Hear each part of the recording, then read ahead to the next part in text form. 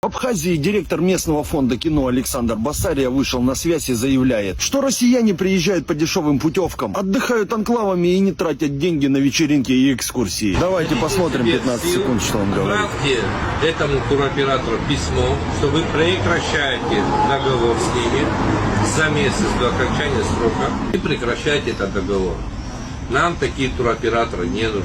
Там разговора на 2 минуты, вот в телеграм-канале можете послушать полностью это видео. Суть такова, что он призывает ательеров не сотрудничать с российскими туроператорами. Чуть раньше похожее заявление сделала абхазская чиновница за 300 рублей, помните?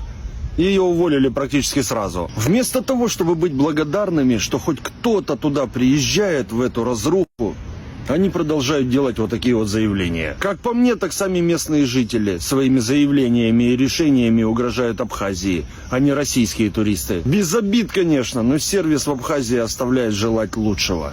Зато какие амбиции. Пишите ваше мнение в комментариях, что думаете по этому поводу, и на телегу не забывайте подписаться. Пока.